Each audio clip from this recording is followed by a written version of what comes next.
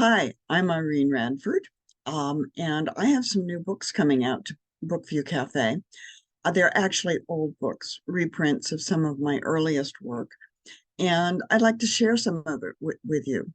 I'm going to start with The Glass Dragon, which was my very first book, originally published in 1994.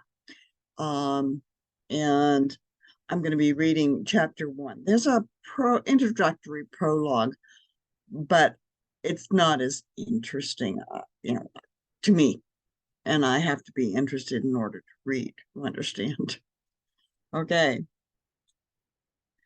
The only way to catch dragons is to hunt them when they're young, still silvery, said a one-eyed derelict. A half dozen heads nodded in the dim cave-like pub.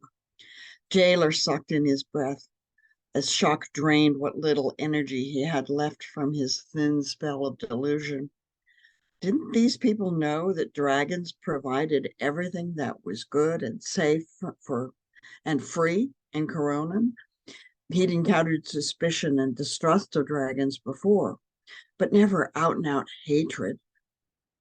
The University of Magicians needed to know about this strange little village.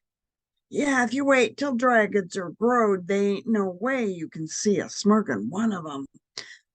The middle-aged man next to Jailer smelled of stale fish and salt brine. About 10 years ago, we had to root out a whole nest of the blasted monsters. They was eating all our fish. Green smoke from the crude hearth burned Jailer's eyes.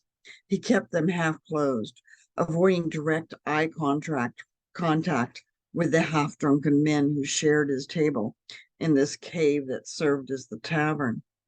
As long as these local gossips viewed his body and not his eyes, they would see only a long-lost friend, a different friend to each man.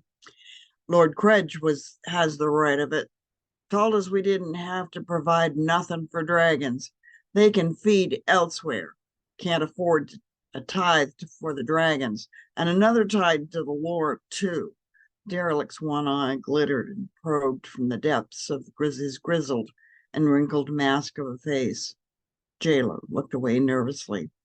We can't afford to anger the dragons, though.